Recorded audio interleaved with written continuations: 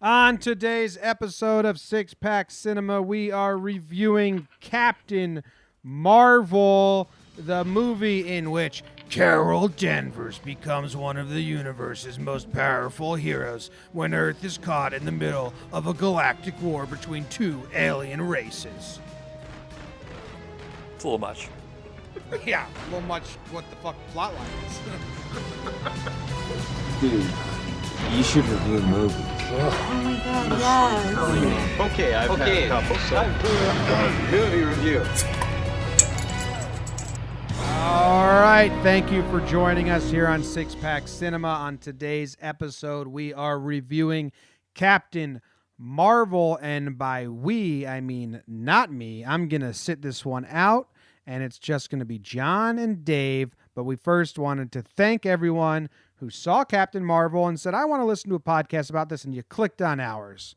Good job. Hell of a job by you. If you're a returning customer, hell of a job by you. We appreciate it. My name's Jimmy. I'm going to now leave.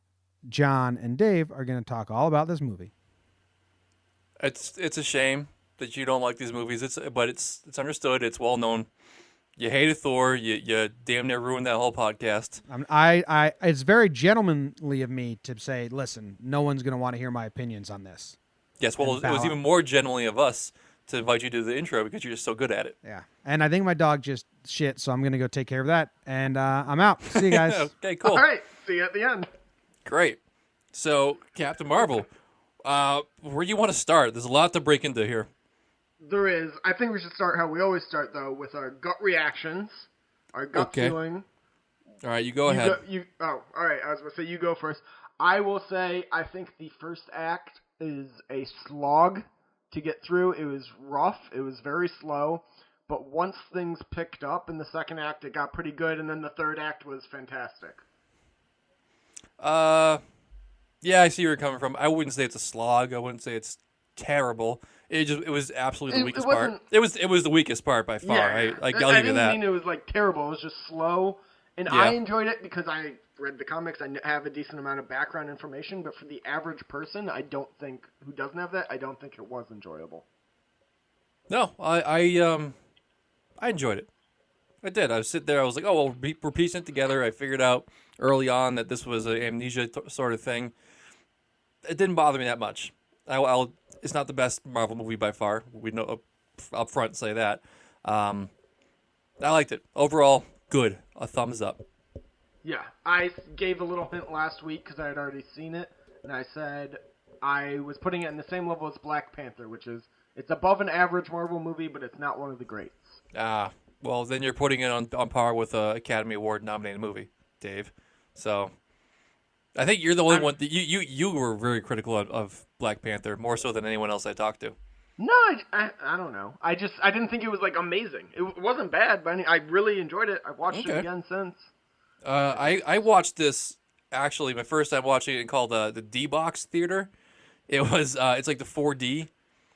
Yeah, how was that? Because I watched it in Dolby, which is kind of like that, but we don't get it doesn't rumble. It's just like the sound is in the headset, so it moves around you when like people are talking. Oh, see, that's awesome. That would probably have been maybe a little bit better. This one felt like a ride at some points.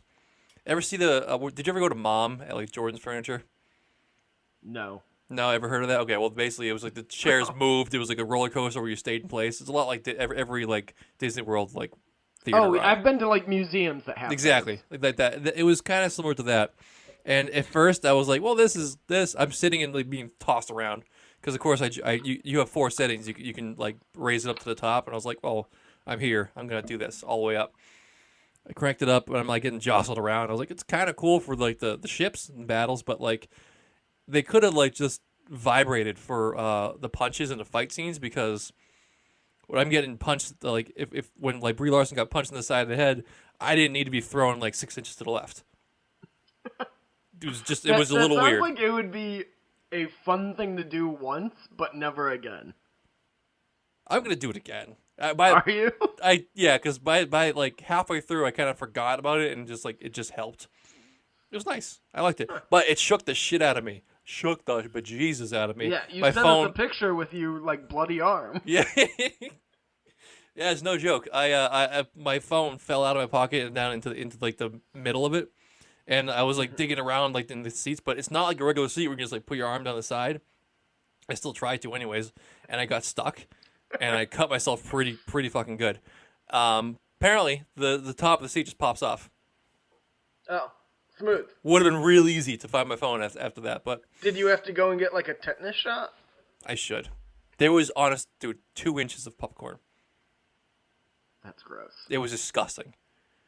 So, shout out D-Box, clean your seats. But I'll probably go back again. It was $20 for one showing at That's like not bad. no, like 10 o'clock at night on a Wednesday. That's bad. It's I mean, I pay. Well, I don't pay because I have A-list, but like a Dolby or IMAX seat here in the city is $26. yeah, you're in Manhattan. I'm talking about Vernon, Connecticut. The typical yeah. seat costs like $9. So Right. So I imagine D-Box would be like $40 here. yeah, But it was worth I it. know I can get them with my AMC A-list. I just don't know of any theaters here that actually do that. Yeah, it was cool. But and this was a good movie for it. They had a little they had a little thing out front in the lobby like showing you what it is, and they're showing like you could sit in the seat and like watch a scene from a movie to get the feeling. And they had Mary Poppins as their like demo. I was like, that seems like That stupid. seems like a horrible. You need like The Mummy. Yeah, it was bizarre. But anyways, movie itself, liked it. Good experience for me. Lost my phone, cut my arm, still happy. Details wise, where do you want to get into first? I got one big detail that bothered the shit out of me. Okay, let's get into that. I wanted more Coulson, and I'm like actually like pretty disappointed that Coulson was just a glorified cameo. I was fine with it. I thought his de-aging didn't look as good as Samuel L. Jackson's, Well, they didn't so probably I was. because Sam Jackson's face, like you knew who he was in the '90s. Phil Coulson, like he's a nobody in reality. He's Phil Coulson, so he could look like anything. I don't know. I that didn't bother me. And also that didn't help that the whole like majority of his time on screen he was not really himself. He was like a shapeshifter too. Yeah, but that last scene with him, where he's talking to Fury in the HQ, Yeah, that was like the perfect Coulson, because that was the Coulson who like had his Captain America trading cards and stuff like that. Yes. Just being super excited about being a spy when there's aliens and shit like that. yeah. I love Coulson so much. That's why I wanted more of him. But I mean, he wouldn't have fit in too well. I understand that. Yeah. Continuity error. I feel like there was. Which was? Shield in general. In 2008 Iron Man, Phil Coulson's running around trying to recruit him, and he keeps talking like he's a strategic homeland something initiative, and they kept saying it was a joke, like you should like really shorten that. He's like, "Yep, we're working on it," and he didn't say Shield to the very end. Like it was like, "Oh yeah, we just named ourselves Shield now." It sounded like in 2008 that they were like a brand new division up and coming, but now from this one, it wasn't like a police force turned into this. It was Shield's already like fully cemented. They have their logos. They have the name. That's like an old, like, continuity. Like, it's definitely 100% true for the first Iron Man.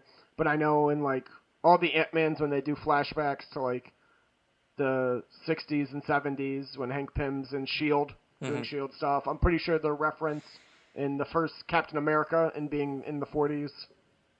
Yeah. So No, it's a small that doesn't continuity. bother me at all. A continuity thing I did love, though, is in Winter Soldier, when Fury says, the last time I trusted someone, I lost this eye. And then earlier on in the movie, he's picking up Goose, and he's like, I trust you so much. Yeah, come on. That was stupid, man. That was. I love mean, that. Well, no, because that's a famous line. Like last time, I've heard that line so much. Like last time I trust someone, I lost an eye. It was a fucking cat, and It wasn't a cat. It was a Flurkin. It was a Flurkin. I understand that. But the cat. It was a wimpy scratch. It wasn't like I figured that I knew the Flurkin would like get his eye out. You just knew that coming up to it. I thought it'd be like eating it with like the squid tentacles. No, I think it scratched him, but it has like Poison. Yeah, there's like some poison alien shit in its claw. Because he was like, oh, it's just a scratch. And then, No, it's like, not. the next few scenes, it was progressively getting much worse, like, More than a cat scratch. I have cat scratches on me. They don't look like that. Yeah. No, I mean obviously he loses his eye. Yeah. Nah, I was a little disappointed. I thought that was gonna be a bigger moment than that. It seemed like a throwaway, like, oh yeah, look, this is where he lost his eye. But No, I love that, and I can't wait to see him and Captain Marvel interact like more in future movies, because I'm hoping in like future Avengers or whatever, when she shows up, she and Fury still have this buddy relationship when he's such a hard ass on everyone else. yeah, He knows her from before he became a hard ass. and I hope she still is a cat. Oh, no, it's gonna be Fury's cat. It was in his office in the post-credit scene. Does he still have him though? Like, has that cat shown up in other movies? It hasn't, but it could still. Who knows how long a Flurkin lives? I mean, we don't know his home situation. Yeah. We haven't like ever seen his actual office either. I don't think. It's true. Yep. That was Talking Goose. That was Talking Goose. I'm looking at Jimmy down at the bottom, and I imagine him hearing us talk about a flirking cat eating eyes, and he's probably like, thank fucking God I didn't watch this movie. Oh, he would have hated this. Characters. Want to run through them? Who do you like? Who didn't you like? Jude Law, is he getting an Oscar out of this? No. I liked him in it though. Jude Law was great, and I'm glad they didn't kill him. Yeah. Just because I'm tired of Marvel like wasting good villains, and he was a decent villain, and I'd like to see him show up again. Yeah, he was great. I loved him. I kept thinking of the Young Pope. When I can't see Jude Law anymore without thinking of the Young Pope. I've never seen Maybe it. this But will that's about the Pope change that, me, like, but, fucks and smokes. Yeah, no, right? him and his fight sequence, he just plays a born leader very, very, very well. I think it's perfect for the role. Sweet. Let's see where to go. Where does this fit into the universe with you? Well, I think I said in the beginning, it's like a slightly better than average. Well, not so much the movies, but like fit in wise. How do you think it fit in well with the timeline? Are you happy? Are you happy with it? Yeah, I have no problems with that. I loved all the soundtrack from it being set in the 90s. I thought Ronan was wasted in this. Oh, he's not wasted. He's teed up for the next Captain Marvel movie. But he can't be teed up in the next cap because then he loses in all three of his movie appearances, and that's stupid. Maybe. Because he loses in Guardians of the Galaxy. Mm-hmm. He loses in this. No, he retreated. But he showed up, saw Captain Marvel, and was like, He I'm didn't leaving." win. Yep. And then, what's he going to fight Captain Marvel in between this and Guardians of the Galaxy and lose again? He's going to be a fucking, loser then. And he can't win in that one because then she would go after him for vengeance. I know. It was just a waste of a cameo, I think. No, I wouldn't say it's a waste. I mean, he's already been an established character, so bringing him back doesn't do any hurting. Yeah. You know, it's not like the Claw he did a cameo first and then another cameo second, and now he's gone. The Black Panther guy. Yeah. At least Ronan had a full movie. I would have liked to see him openly being angry with the Kree leadership, and you find out that I don't know his character's name, Korath, I think, the black guy in Star Force. Okay. He was aligned with Ronan and feeding him information, and then at the end they break off. I think that would have been a neat little subplot. Yeah, because we know they get together in the long run. Yeah. Just something to do with those characters rather than just have them for the sake of familiar faces showing up. I don't know. I think they needed the familiar faces just because when you have such an established timeline and all of a sudden you're precursoring it, you have to have ties everywhere. I would have been fine with just Coulson and Fury. Well, Nick Fury and Coulson are tethered to the to the Earth timelines, and then you also have to get a tether into the space Cosmic timelines. stuff. Yeah. Yeah. So I mean, it was good. They brought both worlds into it. Yeah, I mean, it like you said, it makes sense. I wish they would have done it better. You didn't think But the it's music was off at some points? Because I mean, I loved the soundtrack. All the songs are absolute bangers, but I felt like it was trying to be a lot like Guardians of the Galaxy with their 80s, 70s music. But this made sense because it was in the 90s. The only time I felt like the music didn't match the scene was when I'm Just a Girl came on during like that last fight. Yes. Yeah, that was my like biggest problem. Hoorah feminist movement, and like that song could have fit in perfectly somewhere else. And there's so many good 90s songs that could have fit in there. Yeah. Yeah. But other than that, I loved it. I like walked out like singing all those songs, taking the train back home. I listened to it all day today. Nice. This is great songs. Yeah, I like I said, I watched it last night, so I'm still kind of like thinking over everything. So it's one of those movies you have to watch twice because there's so many little details thrown around. Yeah, for sure. I'm gonna go back probably this weekend or next week and see it again. I didn't like the crawl like little love sequence they had. They really with the guy seeing the crawl, seeing his family for the first time ever, and they like, really got intensely intimate on screen. Oh, I was fine with that. I just also felt wanted to weird. say I loved Ben Mendelsohn because he always plays villains. Yes. And the fact that he was just like a regular average guy who happened to be an alien in this was perfect. He was amazing. Yeah. I just love how like matter of fact he was, like just chilling in the living room talking like, well, yeah, Drinking a soda. yeah, I'm not going to kill you. I'm not going to hurt you. Don't kill me. We have lots to talk about. His whole relationship with Fury too, when Fury's like, can you turn into a cabinet? Why would I want to turn to a cabinet? I'll give you $50 to turn to a cabinet right now. You just stare at the wall like these motherfuckers don't even get this. I'm not a transformer. Yeah, I don't have too much else to talk about for this. Do you? Not particularly. Do we Brie want to... Brie Larson, I was very happy with. If we want, if we want to talk about her being her preachy little self. that has nothing to do with the movie. So No. I'm saying like she got a bad rap with everything else, but points to her for making women very sexy in baggy, loose clothing, completely covered. When she pulled up the grunge look on the motorcycle, covered head to toe in like clothing, I was like, woo, she's gorgeous. Good. Yeah. That's a token in the right mark for women's, right? You can be sexy without like showing all your skin. Thank you, Brie Larson, I agree. for Brie showing the world Larson that. is gorgeous. She's I'm a actually badass. really excited. So before we do our ratings, we can kind of use this as a pivot. I'm really excited to see how she interacts with the Avengers now. Oh, We her and talk about the Thor. latest Avengers trailer, which dropped this past Thursday, which is today when we're recording. And they finally show her like interacting with Thor in it. But I'm pumped to see her in the team. It's going to be good with her and Thor because Thor naturally is awkward with everyone else, you know? Because he just doesn't get everyone. It's just everyone's like peons to him. He's very polite. He's charming, but at the same time, he's just like, ugh, you don't really matter to me. Her, on the other hand, matters entirely because she's so much stronger than him.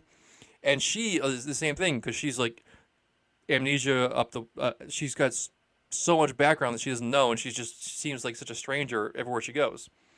So she's also awkward. So them together, perfect little dynamic for awkwardness. We don't know like how awkward she'll... At this point now, it's been like 20 years of her in the space with the Skrulls, like defending them and fighting the Kree. Yeah, but she's coming back to Earth for the first time. We're assuming the first time. We don't know. Wouldn't that be something else if she showed up like during the New York attack with a wormhole, and she got there and like just finished up? She's like, "All right, peace out," and goes home. Well, I saw an interview with Kevin Feige, and they asked him how come he hasn't pressed that beeper before, and he said just because we never saw it doesn't mean he hasn't. Yeah, that's what I'm thinking. So like there could have been plenty of times where he's pressed it, and then the Avengers solved the problem, and she shows up like afterwards. I would love to if Marvel went back to doing their one shots. I think that would have been a great one shot, like 5-minute montage of like every time there was a movie, he pressed it and she showed up afterwards and she's like, "You gotta fucking give me more time." Yeah, because I mean, they in the trailer they point out how it's been like going on for like a couple days, right? Yes, they said they found that a few days ago in Yeah. So it takes her a not couple the trailer, the post-credit scene. post-credit scene, yes. And they Was had it the to like post-credit scene? Yes. Yeah, it was the I'm post-credit scene. all mixed up, but yeah, No no, worries. they So, anyone listening who didn't stay, sorry, just a quick recap, is shows the beeper again, and then it goes dark, and Rhodey comes in and telling Captain America and Black Widow, hey, it turned off, and they're like, but we bypassed the battery, we've had it for like a few days, I thought we fixed this issue. And they're like, yeah, no, it just turned off even though the battery's still working. So they've had it long enough that the battery almost died, and they panicked. Well, they plugged it into like a power source, right? Yeah. Yeah. So yeah, it's I'd guesstimate probably like 4 or 5 days, maybe more. Mm-hmm. Because when they talk about traveling and they wanted the light speed machine from the Marvel, the scientist girl, they said like, well, I can't get to the Earth until like 22 hours. So there's still like this.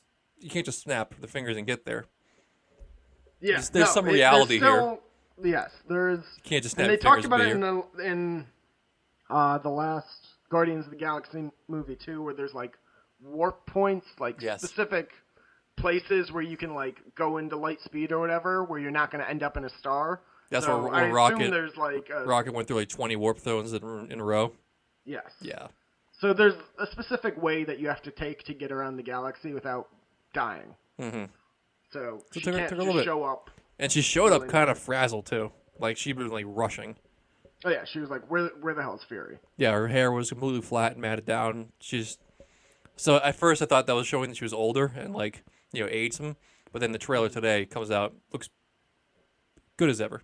So no aging there. All right, you want to get into our reviews or ratings? Sorry. Sure. All right. Hey Jimmy, you want to chime in and tell us what our rating system is? Here he comes. Here he comes. The rating system is as follows. Popcorn scores out of 5. Strictly entertainment. How much fun did you have in the theater at the time? And will you be watching it again if it comes on TV? Critical is critical. Out of 10. Out of 100. 100. Great. Out of 10 sets of 10. I like it. Great. Thank you, Jimmy. You did a great job. All right. Chicken, You're welcome. Which do you want to do first? Popcorn Let's do or critical? popcorns. We usually do popcorns first. All right. What do you got? I'm going to go with only a 4 this time. Because the first act, I didn't hate it, but it did drag. And if I'm watching this on demand or HBO next year, I'm probably going to like fast forward a little bit. See, I agree. I also gave it a 4, but I would do the same thing. I'd watch like that opening mission where they're going to that one planet where the Skrulls are hiding, and then after she gets caught, I'd skip forward to her and Fury meeting up at the bar. Yes. Good. That's a good jumping point. Cool. Sweet. Critical. What are you giving this? Oh, that's got to be a 95. 95. No, I'm kidding. I'm kidding. I was like, that's high, but that's very high. Man. No, I'm gonna go. I liked how they jumped around and they did the amnesia part. That fit very well, and that was tough to do. Me too. And I think I'm gonna reward it for that on the critical, even though it hurted the entertainment value. I agreed, because that was very tough to pull off. Yes.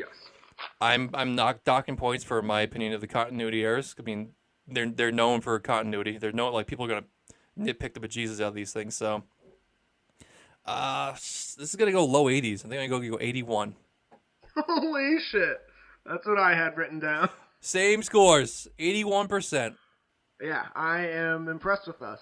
Look at us. For everything you said, it's not a bad movie. It's a little slow, Mm-hmm. but I liked how they did the amnesia thing, and so you didn't know what was going on in the beginning, just like she didn't.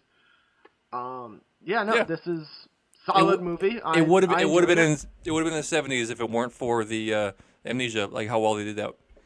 And Goose was just so good. I love that cat. Yeah. All right. An 81 puts this movie right even, dead even with To All the Boys I Ever Loved. Fair. That seems fair. Okay. Were either of you banking the other person had a higher or lower score, knowing, okay, I can say an 81, but the average will actually be this, and then it didn't come true because you both had the same exact score? No, I I don't play games. I don't. There's no games over here. We Nah. just very honest and true. John, you could have thought Dave's gonna love this, so I'm gonna go a little lower just because I don't want to be crazy.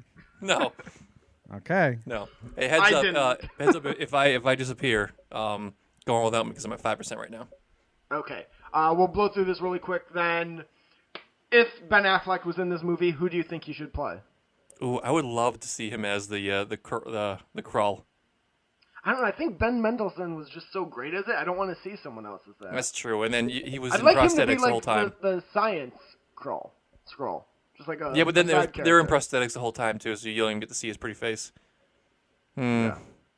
He could have been good as Oh, he would Young on the- Rog, as Yeah, he Jude would have been Law's on the character. little team there. Yes. He would have been a great cameo there. It would have been good. All right. Rotten Tomato scores. What do you think this has? Because they've changed a lot since the initial ones. Yeah, the initial ones were trash. They were 32% for our audience, Well, right? Initially, so the day this opened, the audience was at 31%, and the critical was at 93%. Yeah, I'm gonna What do go you think it's at now? Both. critical. I'm gonna go lower. I'm gonna say that critical got down to about 87, 88, 87. It is at a 79. Seems reasonable. Yeah, and that's only a couple points off from where we had it. Yep. What do you think the audience is at now? It started off so low, so it's a huge hill to climb. I'm gonna hope it got up in the 90s. It is up to 61 now, but it's only had 10,000 more votes. It's 58,000 dislike votes. You can't rebound from Before the movie even came out, which was Yeah. stupid. that. Such bullshit. Yeah, so just some misogynistic trolls who don't like that women got a kick-ass superhero. Yep. People are trash. 100%. All right. All right, so that's gonna wrap up a review of Captain Marvel. Come back on Friday for our most recent Hollywood headlines, and then come back again next Monday for Frontier, Triple Frontier. Triple Frontier. First you had the West, then you had the farther West, then you had space. Triple Frontier. That's not at all what the movie's about. You don't know. We haven't watched it I'm pretty yet. sure it's a space movie. Thanks for listening. We'll see you guys next Friday. Like we said, Friday. Come back then. Yep. Love y'all.